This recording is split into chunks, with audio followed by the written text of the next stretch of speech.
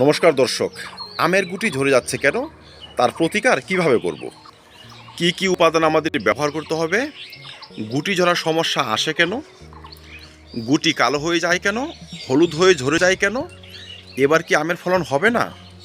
আজকের ভিডিওতে থাকবে এই সমস্ত নিয়ে বিস্তারিত আলোচনা। গুটি ঝরা নয়, আজকের ভিডিওতে থাকবে বাম্পার আমের ফলন হওয়ার সম্পূর্ণ প্রসেস। তো চলুন ভিডিওটি কন্টিনিউ করা যাক। দর্শক, মোটামুটি সব ধরনের আম গাছের মুকুল কিন্তু ফুটে গিয়েছে। এর মধ্যে কিছু কিছু গাছে গুটি বেঁধে গিয়েছে। এই গুটি বাঁধার সময় কিন্তু সমস্যাটা প্রবলভাবে আসে, সেটি হচ্ছে গুটি ঝরে যাওয়া। এই গুটি ঝরে যাওয়া আমরা ব্রেক করার জন্য যে সমস্ত উপাদানগুলো ব্যবহার করি, কখনো তা সঠিক হয়, গুটি গাছে লেগে থাকে, কখনো ব্যাঠিক হয়, গুটি সেই ঝরতে শুরু করে। আজকের ভিডিওতে থাকবে গুটি ঝরা বন্ধ করার জন্য কার্যকরী পদ্ধতি আমরা কীভাবে গ্রহণ করতে পারি, কি কি ব্যবহার করলে গুটি গাছে লেগে থাকবে এবং গুটিগুলো সঠিকভাবে আমে কনভার্ট হবে। গুটি ঝরাকে যদি ভালোভাবে লক্ষ্য করে দেখব, কিছু কিছু গুটি কালো হয়ে ঝরে যাচ্ছে বা হলুদ হয়ে ঝরে যাচ্ছে। গুটি যদি কালো হয়ে ঝরে যায়, হলুদ হয়ে ঝরে যায়, এই সমস্ত সমস্যা আসে ছত্রাকের জন্য এবং চোষক পোকার জন্য। এই সময় গাছের প্রচুর পরিমাণে ছত্রাক দেখা যাবে এবং চোষক পোকা দেখা যাবে। তার সব থেকে বড় কারণ হচ্ছে এখন ওয়েদারের তারতম্য। দর্শক, প্রচুর কুয়াশা পড়বে, সারাদিনের ধুলোবালি এবং রোদের প্রচণ্ড তাপ, এই যে প্রতিকূল অবস্থা, এই প্রতিকূল অবস্থায় কিন্তু গাছের ছত্রাকের সংক্রমণ হয় ভালোভাবে। আর তখন দেখবেন গুটিগুলো কালো কালো হয়ে কেমন একটা পচা পচা ভাব হয়ে ঝরে যাচ্ছে। কখনো আবার পাউডারি মিলিডিউ আম গাছকে ছেয়ে ফেলে। তো এই যে সমস্যাগুলো, তারপর তো শুটি মল্ট রয়েছে, বিভিন্ন পোকা তাদের যে শরীর থেকে নিঃসৃত এক ধরনের পদার্থ, সে সমস্ত পদার্থর মধ্যে কিন্তু ছত্রাকের সংক্রমণ হয়। যাই হোক, এই ধরনের সমস্যা থেকে গাছকে রক্ষা করার জন্য গুটি বাঁধার পর ভালো মানের ছত্রাকনাশক কিন্তু আমাদের স্প্রে করতে হবে। আর এমনভাবে স্প্রে করতে হবে মোটামুটি 7 দিন 10 দিনের মধ্যে আরেকবার, পরপর 2 বার বা 3 বার যদি আমরা ভালো মানের ছত্রাকনাশক এই সময় স্প্রে করতে পারি, আমাদের গুটিগুলো কিন্তু ছত্রাক জড়িত কারণে, সে ডাউন মিলিডিউ হোক, পাউডার মিলিডিউ হোক বা শুটি মল্ট হোক, এই সমস্ত কারণে কিন্তু একটিও ঝরবে না। মনে রাখবেন, ছত্রাক দূর করতে পারলে অনেক পরিমাণে গুটি গাছে লেগে থাকবে। 2 নম্বরে হচ্ছে হপার পোকা, চোষক পোকা, মাইটস, এদের ভয়াবহ আক্রমণ। এই ধরনের পোকার কাজই হলো মুকুলকে চুষে নষ্ট করে দেওয়া, গুটিকে চুষে নষ্ট করে দেওয়া বা গাছের সারাংশ চুষে গাছকে দুর্বল এবং অসুস্থ করে তোলা। আর তখনই তার এফেক্ট পড়ে গুটিতে, গুটি ঝরে যায়, ফলন যাচ্ছে তাই হয়ে যায়। সেজন্য যখন আমরা ছত্রাকনাশক গাছে স্প্রে করব, সেই সঙ্গে কিন্তু কীটনাশক মিশিয়েও স্প্রে করতে পারবো। ফুটন্ত ফুলে যদি আমরা কীটনাশক ছত্রাকনাশক স্প্রে নাও করি, যখন ফুল থেকে গুটি দানা বেঁধে যাবে, ক্ষুদ্র ক্ষুদ্র গুটির মধ্যে কিন্তু আমরা কীটনাশক এবং ছত্রাকনাশক অল্প অল্প পরিমাণে ব্যবহার করে যাব। কারণ হুপার পোকা বা আপনার চোষক পোকাগুলো যদি গাছে একদম আষ্টে পিষ্টে লেগে যায়, সেক্ষেত্রে ছত্রাক যেমন নষ্ট করবে, ওই পোকাগুলো কিন্তু গুটিকে নষ্ট করে দেবে। আর একবার গুটি সম্পূর্ণ হলুদ হয়ে গেলে বা কালো হয়ে গেলে দেখবেন অনেক সময় গুটি কালো হয়ে যাচ্ছে, রোদে সব পুড়ে যাচ্ছে।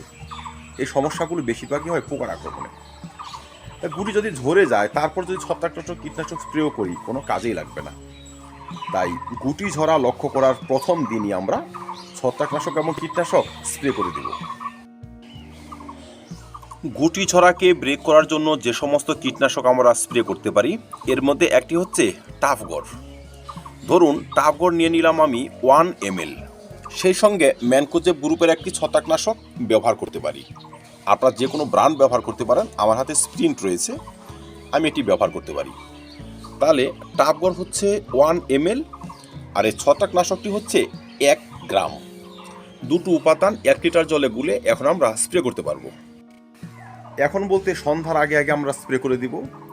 আপনাদের হাতে যদি স্প্রিন্ট না থাকে, আপনারা সাফ এখানে ব্যবহার করতে পারেন বা অ্যান্ট্রাকোল পাউডার থাকলেও ব্যবহার করতে পারেন। অ্যান্ট্রাকোল যদি ব্যবহার করেন, সেই 1 থেকে 1.5 গ্রামই ব্যবহার করবেন, বেশি ব্যবহার করবেন না। টাফগর না থাকলে রোগার ব্যবহার করবেন, নিম তেল ব্যবহার করতে পারবেন, কাকা ব্যবহার করা যায়। মানে মোটামুটি এই ধরনের কীটনাশকগুলো অর্ধেক মাত্রায় আপনারা ব্যবহার করতে পারবেন।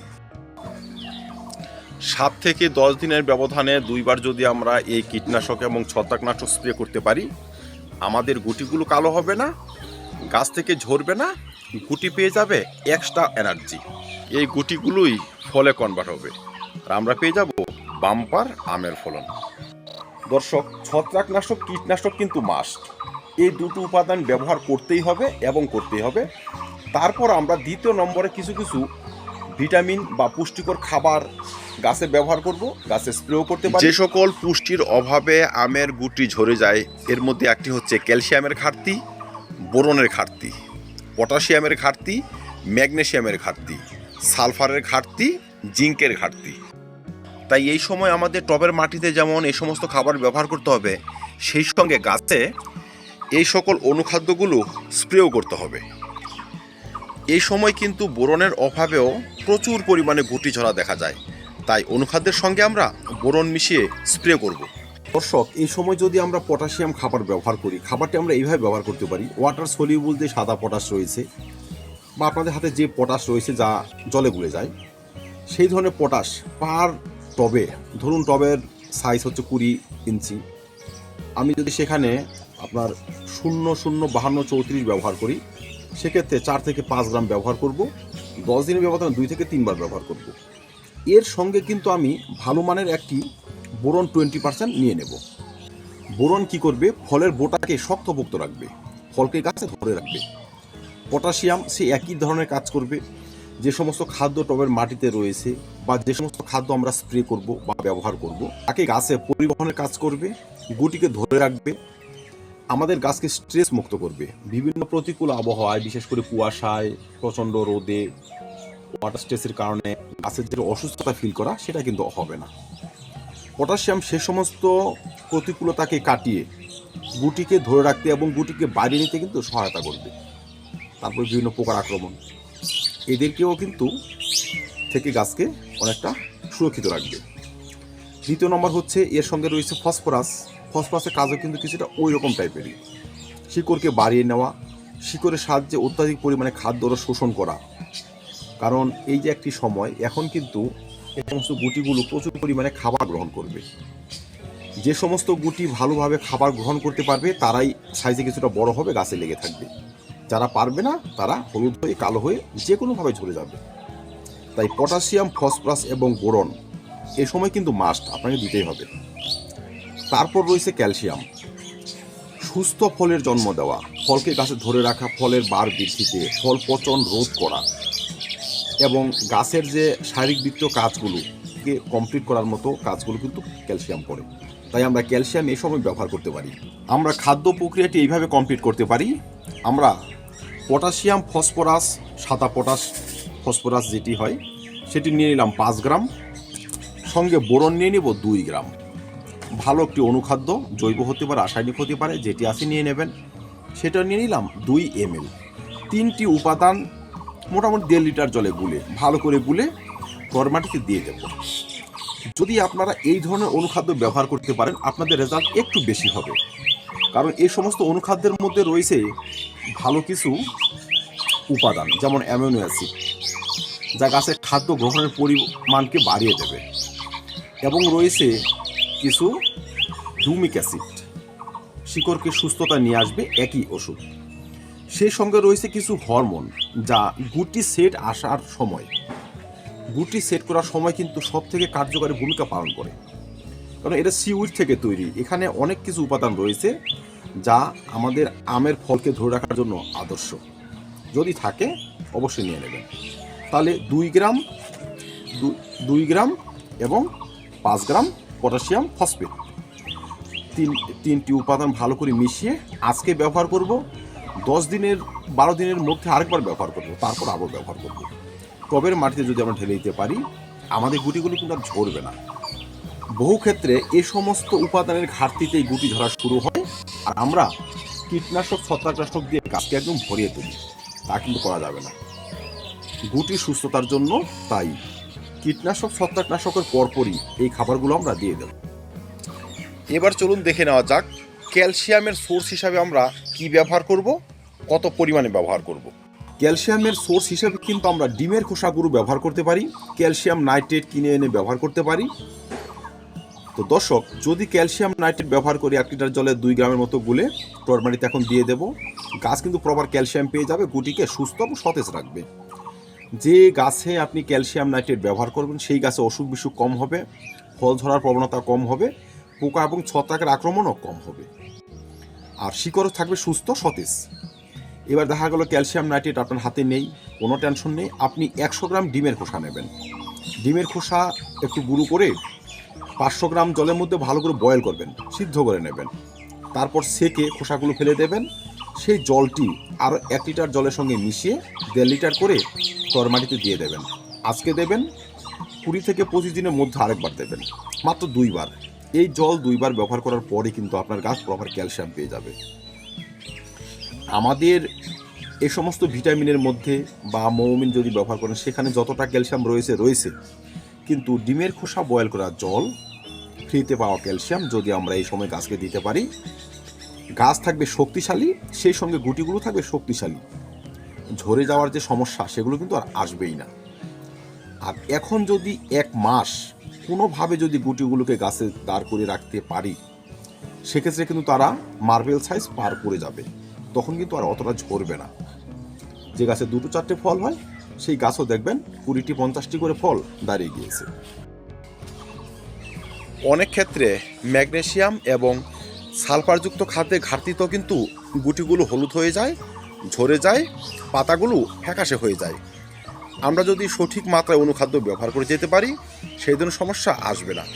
বা আমরা ব্যবহার করতে পারি এপসম সল্ট, 1 লিটার জলে 2-3 গ্রাম গুলে টর মাটিতে একবার দিয়ে দেবেন, 20-25 দিন পর আরেকবার দিয়ে দেবেন। 2 বার ব্যবহার পরপরই দেখবেন হলুদ হয়ে যাওয়ার প্রবণতা কমে এসেছে, গুটিগুলো সবুজ ভাব ধরে নিয়েছে। আর তখনই মনে রাখবেন এবার আপনার ভালো ফলন হবে। আর অনেকেই আমরা আবার জৈব চাষি, বিভিন্ন জৈব উপাদান দিয়ে তৈরি করা খাদ্য আমরা ব্যবহার করি। যদি সেই সমস্ত খাদ্য ব্যবহার করি ওই ধরনের সমস্যা আসবেই না। এক্সট্রা আমাদের ম্যাগনেসিয়াম এবং সালফারের জন্য খাবার ব্যবহার করতেই হবে না। দর্শক, যখন আমরা খাবারটি ব্যবহার করব সেই খাবারের মধ্যে যদি সামান্য কিছু জৈব উপাদান রাখতে পারি সেটা কিন্তু অনেক কাজের হয়। যেমন ধরুন আপনি হয়তো এই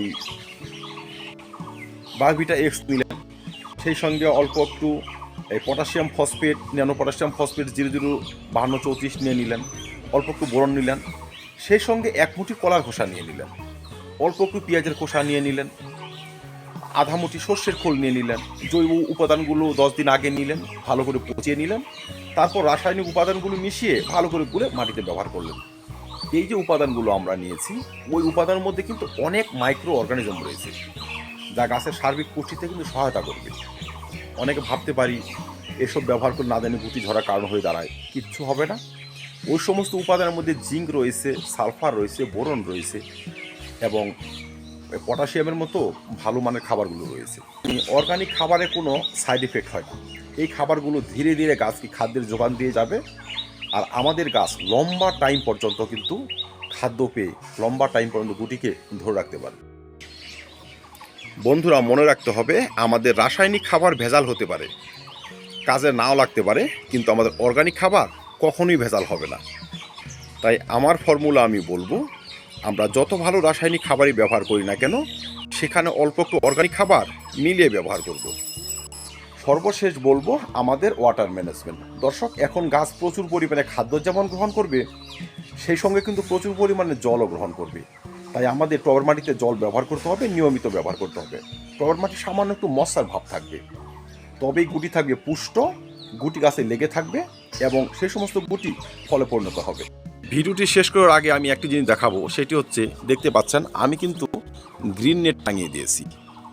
দর্শক, আমাদের এখানকার রুক্ষ আবহাওয়া এতটা খারাপ যে আমি যদি এখন দুপুরে চড়া রোদে গাছকে গ্রিন নেটের নিচে না রাখি, 2 দিনের রোদে কিন্তু আমার সম্পূর্ণ গুটি ঝলসে যাবে।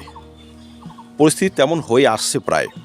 আমি তাই 50% গ্রিন নেট টাঙিয়ে দিয়েছি। ওই দেখুন আমার আম গাছগুলো। কিন্তু সকালের রোদ এমন একটিভাবে টাঙিয়েছি, সকালের রোদ ডাইরেক্ট কিন্তু আমার আম গাছের মধ্যে পড়তেছে। এই দেখুন, মোটামুটি 10টা পর্যন্ত ডাইরেক্ট রোদ পাবে। 10টার পর থেকে গাছ থাকবে গ্রিন নেটের নিচে, আবার শেষ বেলা রোদটি কিন্তু পাবে। তো এমন সিস্টেম করে আপনারা গ্রিন নেট টাঙাতে পারেন যদি রুক্ষ আবহাওয়া থাকে, তবে গুটিকে পুড়ে যাওয়ার হাত থেকে বা সানবার্নের হাত থেকে রক্ষা করার জন্য। তবে দর্শক খেয়াল রাখবেন, যে গাছে গুটি হয়ে গিয়েছে সেই গাছকে গ্রিন নেটের নিচে রাখবেন।